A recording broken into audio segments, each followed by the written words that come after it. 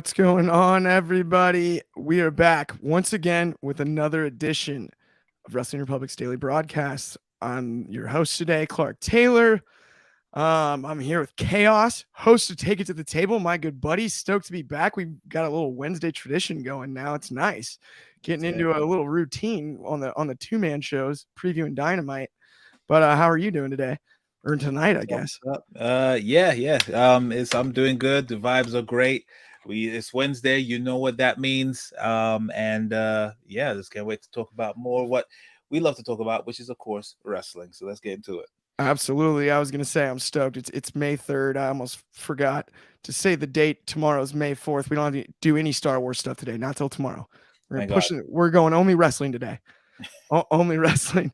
But let's actually get started with not quite people wrestling just yet, but actually ticket sales on All In at Wembley, which we know you're going.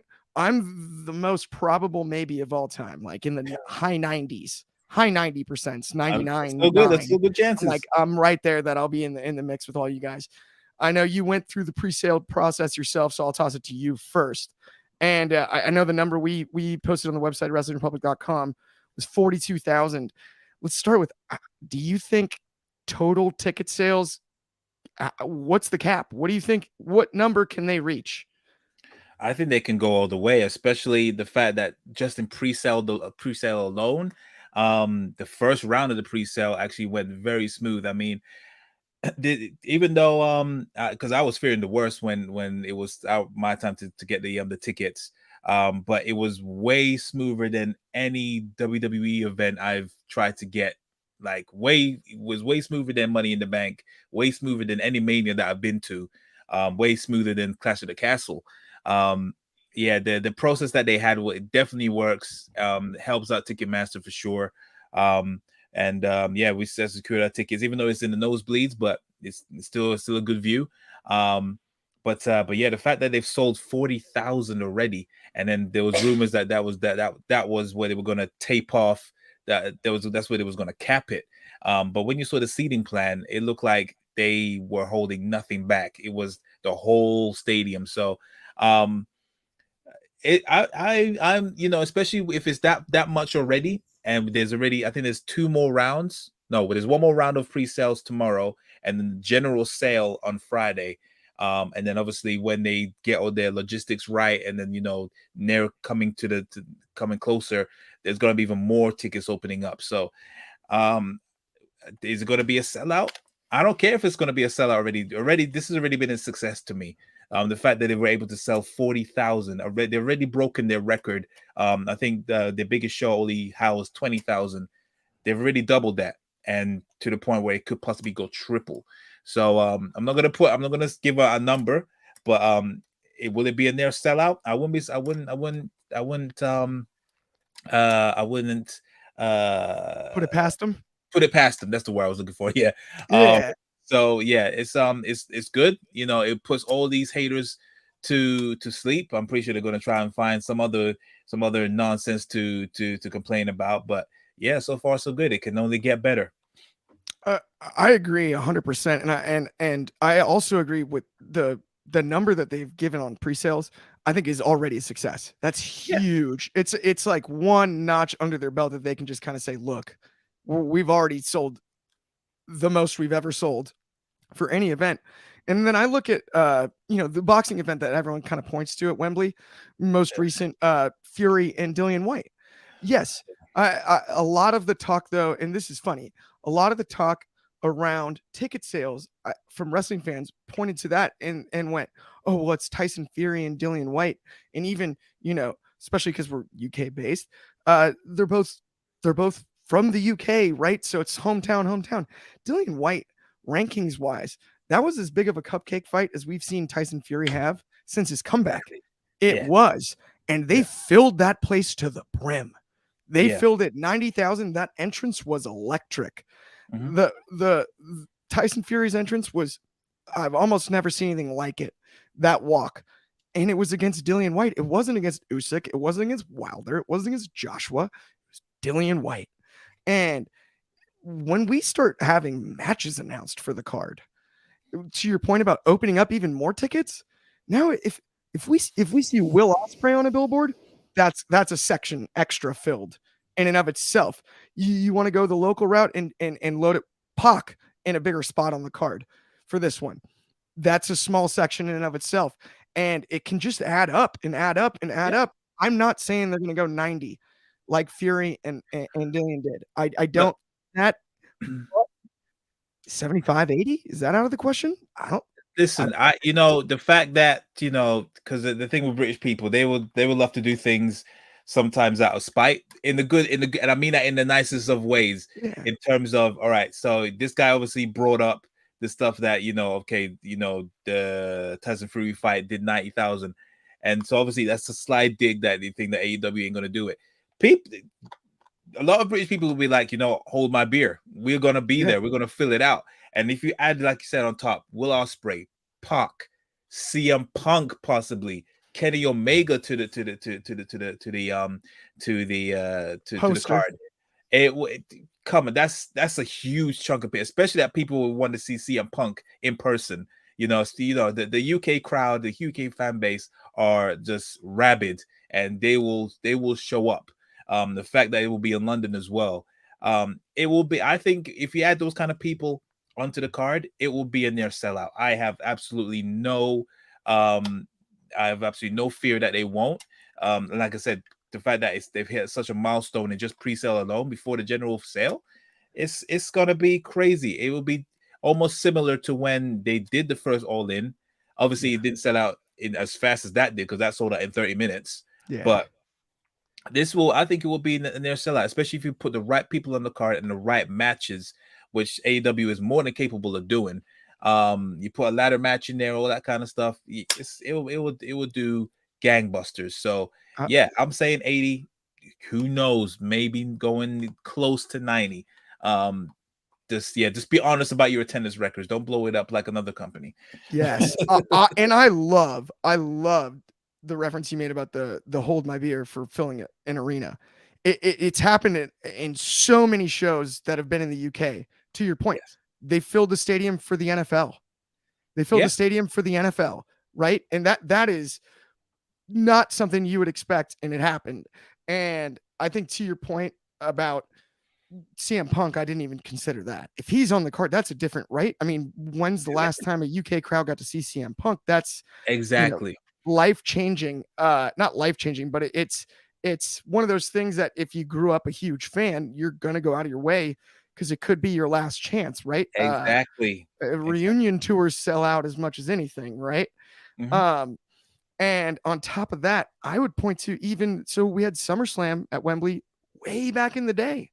Yeah, that SummerSlam was headlined by an Intercontinental Championship match.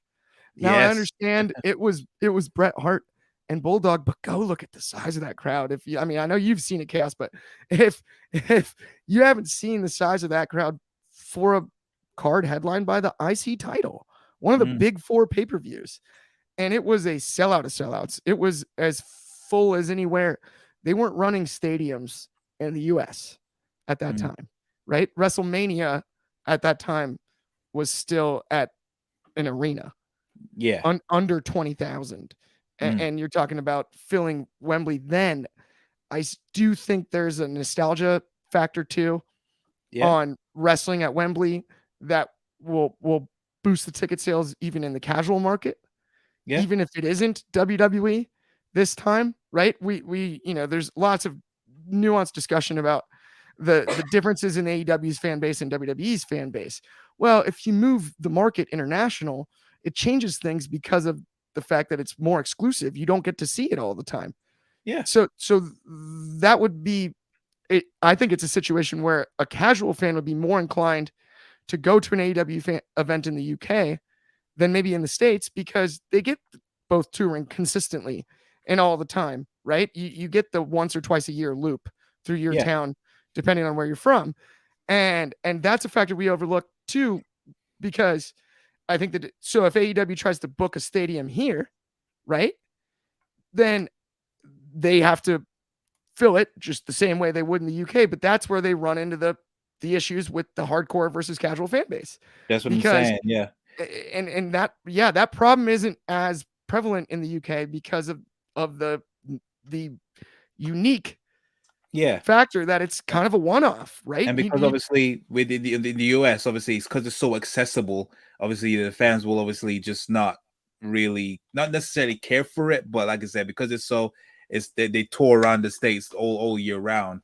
It might not. It will be a harder sell. So, but the fact, like you said, that if you go to more passionate markets like UK or like WWE is doing with Puerto Rico, all these exclusive markets, yeah, it will. The people will show up because, like you said, it could be the first, it could be the one and only time, or it's just a unique experience. So, yeah, that's what I'm saying. I have all this notion about people saying like, why they're hiring out Wembley Stadium. You should be more impressed that they actually are aiming high. WWE had the chance to do it. They fumbled the bag. They chose one of this is top. They made it. They said it's one of their big fives now. It's not big fours anymore. They're big fives. And the biggest venue they chose was the O2 Arena. They downgraded from the Principality Stadium to O2. Why? They fumbled the bag. They had the chance to go to Wembley. They didn't. AEW took advantage of that, and they are proving them wrong. That the fact that they are actually, the demand is there, and so I had no doubt that they were going to do well, whether it was going to be 60, 70, or 40,000. To me, 40,000 is still a success. More power to them. All they got to do is just make sure they put on a great card. That's all we want. I couldn't agree more. And to your point, it's funny. Even like I was on the show yesterday with Carter, and when we talked about Wembley, he said like it does feel very much like AEW punching up, which is what you love to see from a brand that's challenging, the perennial big dog. And it really does. It was like you said that WWE had the chance and they booked the O2, and AEW said, you know what, we can fill it, we can do it. And even if they were to have failed, if the numbers were different, I love the fact that they tried. Now that we're here, it's kind of like I can take a deep breath. It's like, okay, it's gonna look full. The stadium is gonna look full no matter how many they sell from here, because we've got at least 42,000. That's a lot of people. Yeah. And that's not all that's gonna sell, right? Mm-hmm. There's more to come. It's only gonna grow. And the better it looks, the better it is for wrestling across the board. It's going to push the WWE, this Puerto Rico event. I love. I think it's long overdue. Long 100%. Overdue, especially with the history on the island and everything. I kind of hope that they do some kind of cool Bruiser Brody thing. I doubt that they will, but it would be cool if they did.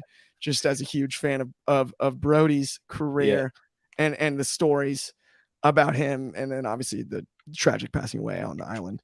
But yeah, I think all around it's positive, and I'm stoked you guys got tickets already. So that's huge. That worked out. That is huge. And then I'm working on worming my way in as well, and hopefully we get that worked out so that we're all on the big trip once again. Yeah. But with that, let's get into AEW Dynamite. Yes, mean, unless you want to talk Tony Khan's Twitter celebration about it, but I mean, I think we can sum it up as that he's celebrated. I get it. Sometimes you gotta dance after a score, right? A little jiggy, yeah. You can't. I mean, do you score in FIFA and then not press any buttons? I don't. You gotta celebrate. So exactly. I mean, I don't blame him. That's where my head's at on that one. but yeah, let's get into the Dynamite preview. AEW's in Baltimore at CFG Arena for the first time since Full Gear 2019, and then Double or Nothing 2023 is right around the corner. Baltimore, Maryland, a fun town to go watch sports. I will say one of my favorite baseball ballparks, Camden Yards, is in Baltimore, and great crab cakes, absolutely great. Crab cakes. But we got a lot of good stuff on tap tonight. First, we got the 4 Pillars stuff still going, right? We got the 4 Pillars tag match. We got world champion MJF and the Spanish God Sammy Guevara versus Darby Allin and Jungle Boy. If Jack and Darby win, the main event of Double or Nothing becomes a 4-way. Let's out of the gates go with the big one. How do you feel about that match? What do you see happening with that one tonight? I just can't go over the fact that they made this thing so complicated. It's such a long round way of doing things. Not to say that I've not been enjoying it, but I mean, it's I don't know. It's just they could have easily just done. All right, we are meant to be the four pillars. Let's have a match at Double or Nothing, and we'll see who is the best out of us. Done. The whole I understand. Obviously, you got some weeks to fill.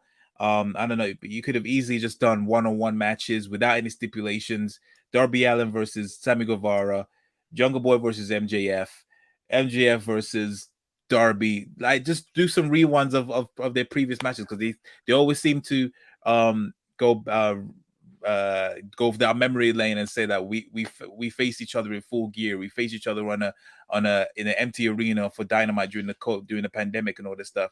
So it's like you could have easily just done that with little context, but all this long way around to doing a tournament, and now all of a sudden they can actually join in at the end. It was a bit complex for my taste, but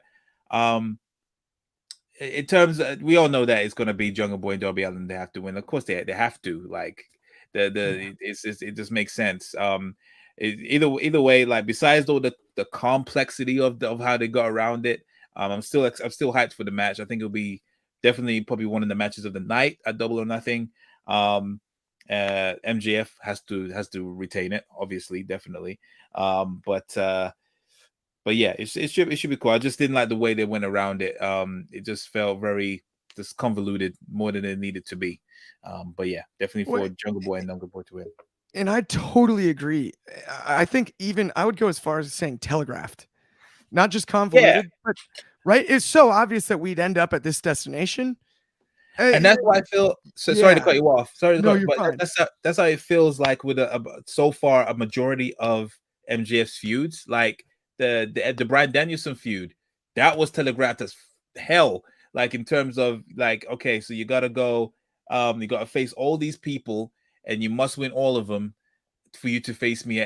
Obviously, Bryan Danielson is gonna win them. We've seen the storyline play out with other people before that's feuded with MJF. It's so telegraphed. So this outcome was, it was definitely going to happen. Like, so I agree. Yeah, it felt very telegraphed. That's what kind of puts it down on it. I totally agree. That's it's frustrating too, because MJF is so good at working on the fly and storytelling. It's funny, like it's not that he's never shocked us, right? Like the Pinnacle turn on Inner Circle, that's during the pandemic era, but that was kind of out of nowhere, right? That one wasn't telegraphed. We didn't expect him to put together a super group that could match the Inner Circle on a second's notice. That was impressive. And then I would even argue the Joker at Before Brawl Out, which overshadowed it, we actually didn't expect him to be the Joker. That one was, you know what I mean? But to your point, the Jericho rivalry then delves into Jericho's got to run through the gamut. So does everybody's got to run through to get to Max. And they were doing it before he was the champion, is the oddest part. Yeah. And that is frustrating to just kind of put that back in the dryer on Spin Cycle and give it to us again is frustrating. You know, eventually the t-shirt's going to shrink and not fit anymore. And we're getting close to that phase. I guess there's a little bit of nuance here in that it led to a tag match. I think I'm more excited about the match itself than the stipulation because it's so obvious. Yeah. How are they gonna get to Sammy Guevara losing clean?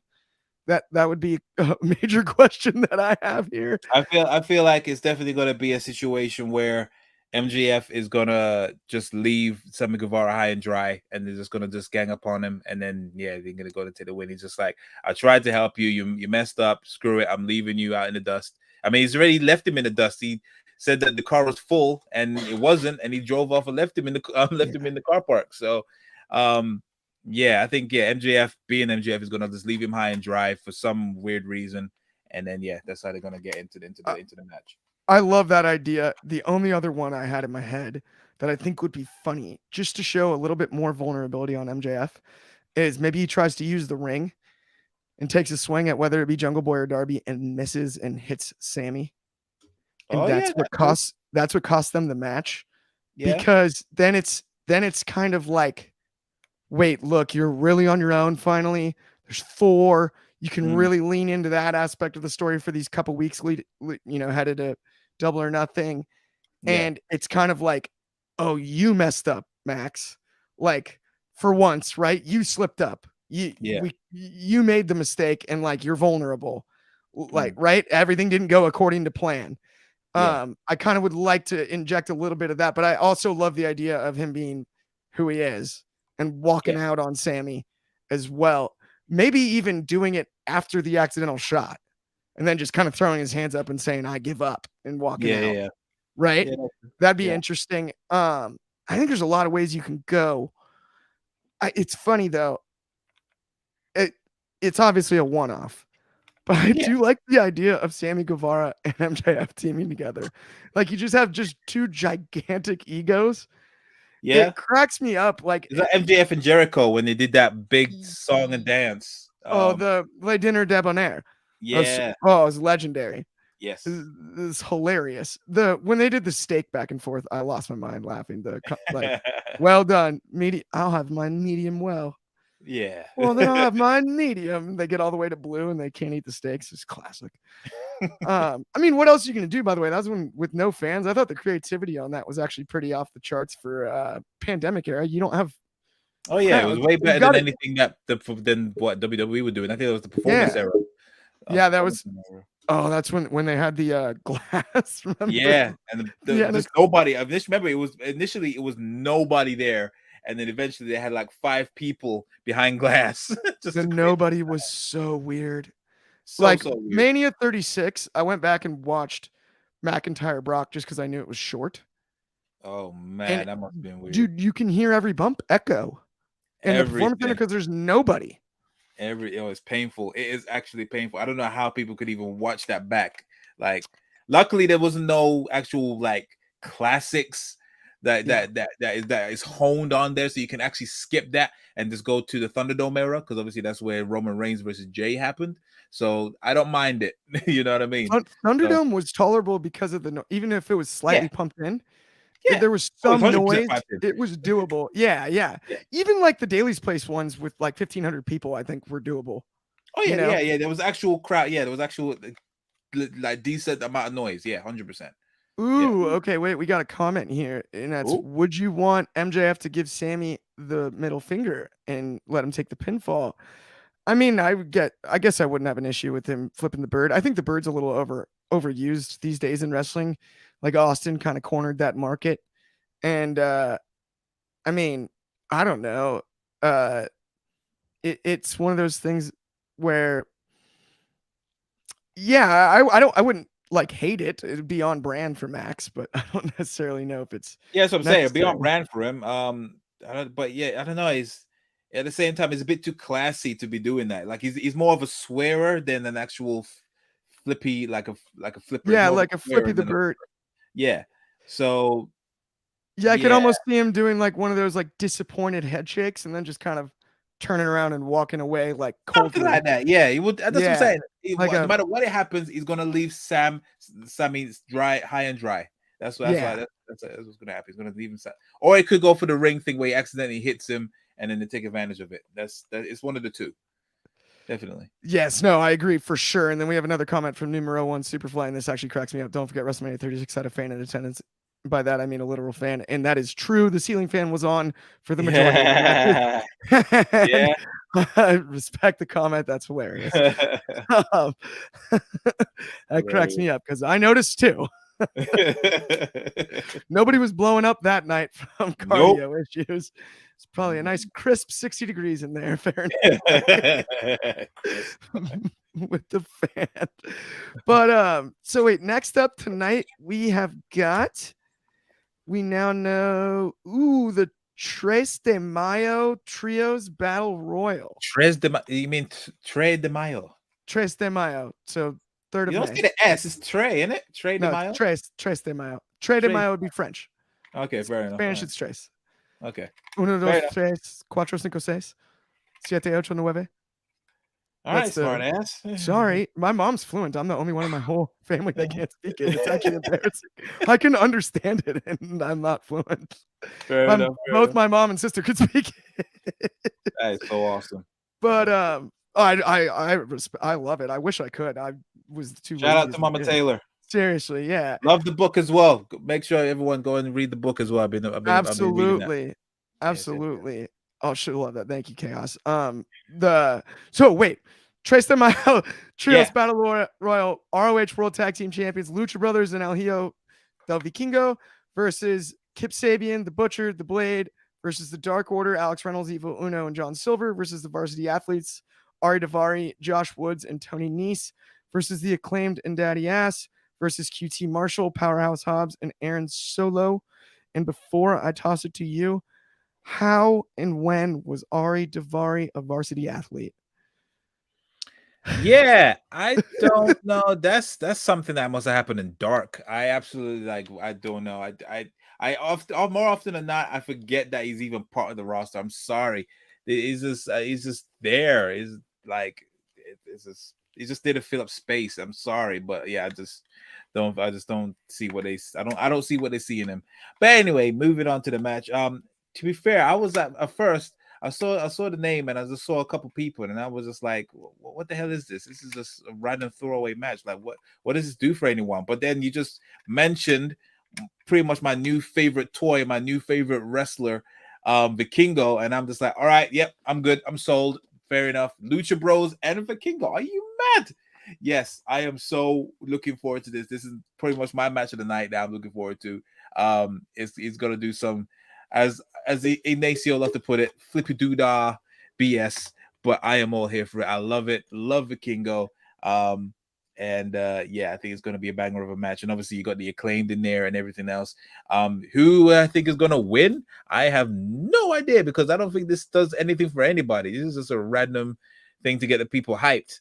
But yeah, I would like to think it's probably between the Acclaimed and Lucha Bros and Vikingo. Probably the Acclaimed is somehow going to scrape it out. And then obviously you got like I said, the varsity, whatever you call them, just filling out and whatnot. But yeah, they really quickly just recycled the varsity thing. We used to have the varsity blondes. Now we've got the varsity athletes, and they're not the same people, which threw me for a loop. Not the same at all. I didn't even know they even existed. It's so yeah, no, it's a wild move. And Josh Woods is like a legit wrestler, and Nice is a legit talent. I feel a little bad for those guys. I'm with you on the probably Acclaimed. I mean, back to what you started with though, which was Vikingo teaming with the Lucha Brothers. Come on, man. Oh that is, I mean, I hope the whole match is them. And I love Ignacio, but Flippy Doodah, I don't care. I hope this match looks like Cirque du Soleil. I hope it literally looks like I hope that this is like a video game of a match. And that's what Vikingo brings to the table. I think, and I love the new WWE video game. I do not think that there's a wealth of enough aerial moves to possibly create Vikingo in the game. That's what I'm saying. I don't think I've seen anyone actually try to attempt to put him in community creations because the guy just comes out with these insane, absurd moves that, like 2K will be like, yeah, we ain't putting that in that game. Like, you know how long that is. The craziest part, though, is they all look like graceful. Yes. And like reckless in a way, but then they connect and you're like, no, like he knows what he's doing. Yeah. Why stop him? Like, you can't let other people do that. You can't let Sin Cara do that. Yeah, no. but like he can. Like, I would imagine that like Vikingo, when he's not wrestling, is just in his house doing flips. Probably, yeah. He's probably like running up the wall like Spider-Man to get his bowl of cereal in the morning, like just like backflip bowl of cereal time. Like 100%. I mean, yeah, he 450 splashes instead of using the stairs onto his couch, and then he goes and makes breakfast every morning. There's just, I mean, I have no doubt in my mind. The guy is. I've never seen his routine. 100%. I would love to see it, you know. It's just fascinating how he like. I would love to know like what makes you come up with these innovative moves because they're just so out there and they're so unneeded, but it just looks so freaking cool. So cool. It's so impressive. It's like, I mean, don't get me wrong. Like the first time, I saw like the luchadors in the cruiserweight division in WCW, I was blown away. It's different than the rest of the card on WWE or anybody, right? Like, I mean, I think the first time I saw Psychosis do a tope, I was like 7 years old. I was like, what was that? Like, that's a move and that hurt him. Like, that's awesome. But the level that Vikingo's taking it to looks like movie stuntmen type. 100%. You know what I mean? Level of a Olympic gymnast level of ability. Like, you're just like, wait a minute. the control. It looks like he spent more time in the air than most Yes. people. Let's Yeah. put it that way, right? Like he knows how to navigate that. Like him, I know it's like Flippy do the overload, so Ignacio might have a brain hemorrhage. But yeah, him, Ricochet, Commander, Ray Phoenix, all in one match. Oh my god. Off the charts. I think Phoenix might be the most underrated one because 100%. That I guy think is. Phoenix is the best at selling. Phoenix actually sells. Oh yeah, I he got to can give sell. him credit. He's a good seller, especially like he's a great super kick seller, which is ironic because you don't see that often these Yeah. days, but he takes a good one. But I mean, we got plenty of time ish, but let's move on to the next one, which is first women's match we'll talk about tonight. We've got Saraya versus Willow Nightingale, and I'll go first on this one, then toss it to you. I wish with all my heart that they would book Willow Nightingale to win this match, but it's just not going to happen. And I know that. But please don't let Saraya tap Willow because I just don't want that. Maybe like a roll up and steal a victory. How about a dirty pin? How about a foot on the ropes pin? We haven't seen one of those in a while. Grab the tights or something, but don't put Willow over clean by submission in the middle of the ring or something else. Or put Saraya over on Willow. I just don't want to see that. I think Willow Nightingale's developed too much of like a, I don't want to say cult following, but like a grassroots following, right? Mm-hmm. A unique fan base just by her. First time I saw her live, you get it. Like the enthusiasm, the charisma, it's awesome and it's cool. She's it can look corny on television if you've never seen her before with the big smiles and all of that, but you watch her wrestle in person and you watch her entrance and all of it, it fits her perfectly and there's something special there. And I want to make sure that I say that I do not want to see Willow buried at all in this one. As great as Saraya is, Hall of Famer, you know, we haven't seen her in 7 years. Outside of the initial pop, this run hasn't been exactly what we expected. Right? It's been disappointing, and we've got Willow on the rise. The timing, I don't think it's fair. I don't like it.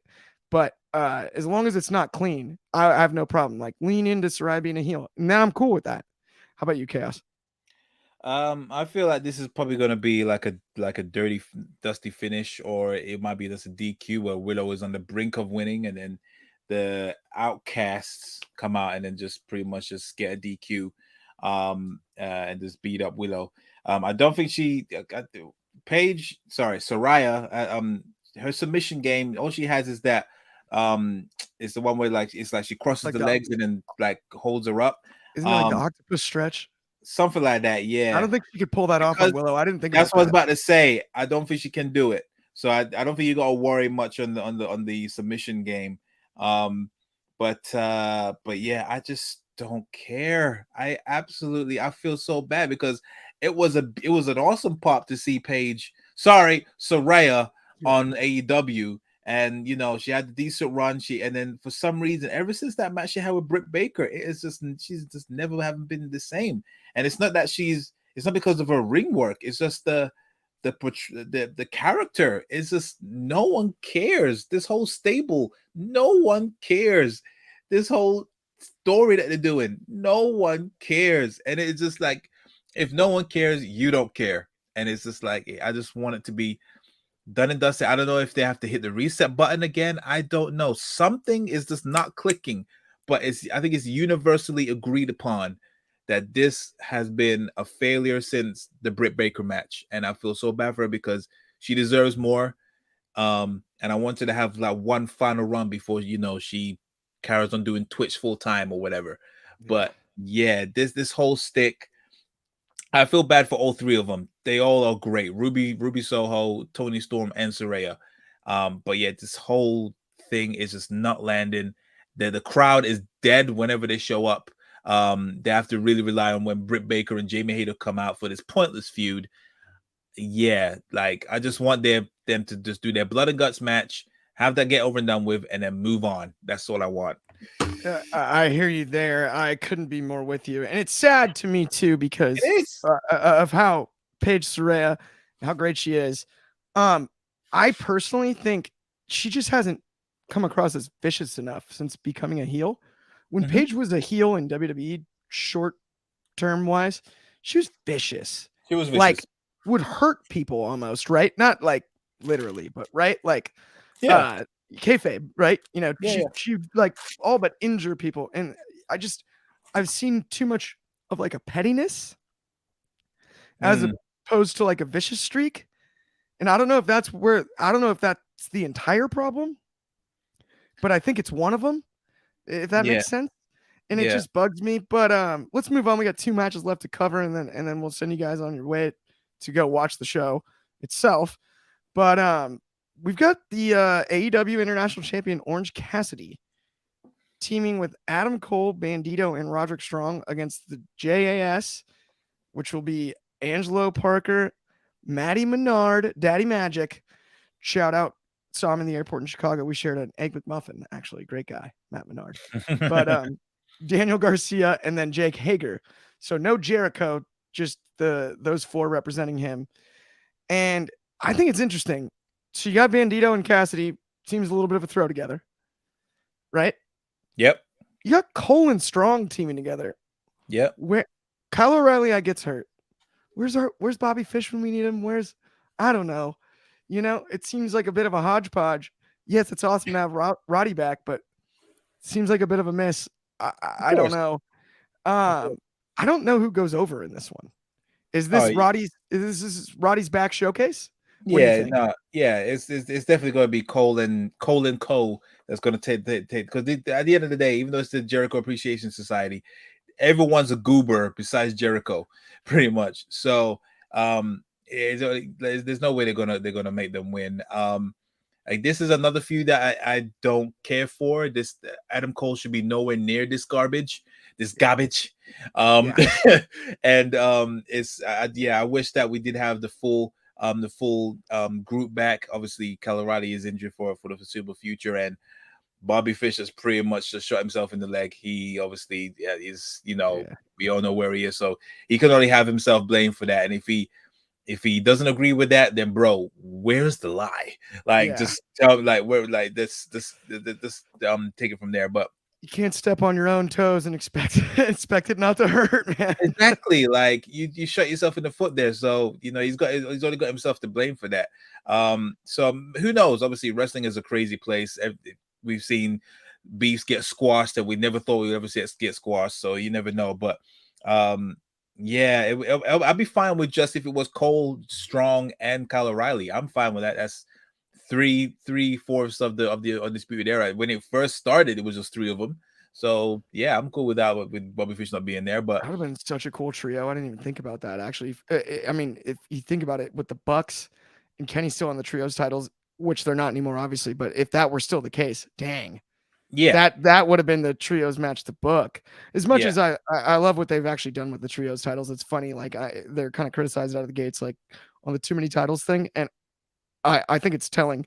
That's the only ones we don't really complain about. I think they actually did a yeah, good job, yeah. So even far, so after good. them getting cursed at all out with like having to do the Yeah, redo.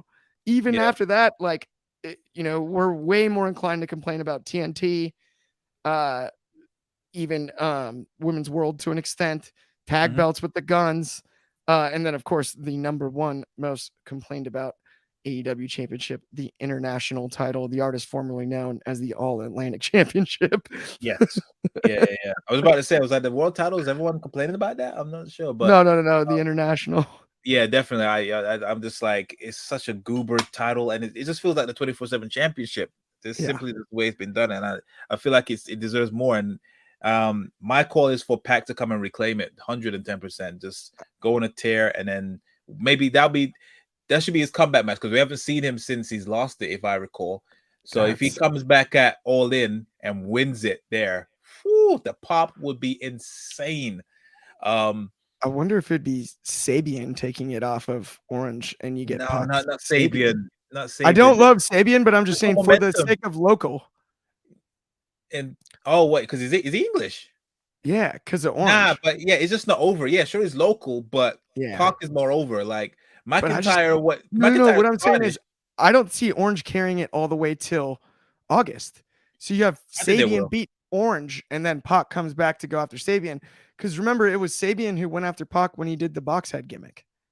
Yeah, So yeah, they yeah. have, yeah, I mean, they have unfinished. I kind of agree with you though on the, I don't know I think they about, will. Like, there's no real true contenders for that. I mean, I don't know if they even have contenders for that championship. It's such a throwaway title, but I think yeah, they will find a way to probably, if anything, if they need to, maybe write off Cassidy for a while, bring him back, and then he thinks he's ready, and then Pop comes and destroys him. Well, then I'll be so that'd be down for cool. that. That'd be Um, really cool. but yeah, going back to this match, yeah, definitely Cole will definitely win this. It'll be fun for what it is. But yeah, I just want this thing. I want Cole to hurry up, and since he's the Yeah. face now, he's prime and ready to go for the AEW World Championship. It needs to be sped up, and Cole needs to be in the world title picture. You're so right. Let's cover the last match of the night just Yes. while we have 4 minutes here. Not a huge deal, but ironically, only because we were just talking about the international title and contenders, maybe. I Yeah. don't know. It's a grudge match. Juice Robinson versus Absolute Ricky Starks. Those are both two solid options to have a rivalry with Orange Cassidy along the way to Pac coming back, or when that happens, I would try to hold him till All In, as we kind of just discussed. But in this one, I'm really just excited to see a really good wrestling match because I think Juice is kind of the perfect body type to Ricky can actually use his whole move set. So because of the size, like, right, it's not Ricky wrestling a bigger guy where you kind of eliminate some of his suplexes and some of the stuff that he can do grappling acumen wise. I'm excited about this one. I'm gonna pick Ricky myself, but who do you got? Yeah, I need to see more of Juice Robinson because I'll be honest, when he was in New Japan, I didn't watch any of his matches or anything like that. So even in AEW, I know he's had a couple matches, but I have not really seen him too tough. So yeah, this match will have to. I'll see if he's actually got good enough style to actually, like I said, mesh with Ricky Starks. I got Ricky Starks for the win on this one. But yeah, this feud. This one I'm gonna give it some breathing room, see where it go with it. I'm not sure how I feel about the Bullet Club Gold thing. Yeah, But they could have, instead of going nostalgia, they could have went and did something else. But yeah, it's an interesting team for in terms of Juice Robinson and Jay Jay White. White. So yeah, I'll give it some breathing room. This should be cool. Ricky Starks for the win. Yeah, I agree. I think Ricky for sure. I hope he uses the spear as much as I love the Rochambeau. I like it when Yeah, he cuts guys in half with the he's got spear. a decent spear. He's got a He decent throws a spear. cool spear. It's a good one for sure. And then, but I do actually think I've watched a little bit of Juice more than I guess I would have expected to have watched. Just a couple random matches here and there, Mhm. um, over the last like year and a half.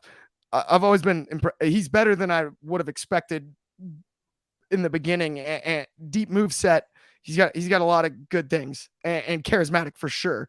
He's Yeah. it's funny they haven't given him any mic time, but I actually think he's pretty solid on the Mm. mic. And in New Japan, you can't really show that off. I actually think he'll be better in AEW on the mic. It'd be interesting to hear him cut a promo sooner rather than later, like a big one, because he is clever. But I'm excited about that match. But I'm with you on it's got to be Starks going over in this one for 100%. sure. It's gonna be a fun show no matter what. Back to All In though, 42,000. We just talked about it. Oof. We're going. It looks like I couldn't be more excited. And so where'd you guys end up? You said nosebleeds, but I mean, it can't be that bad, right? Was it solid seats? Yeah, it's solid.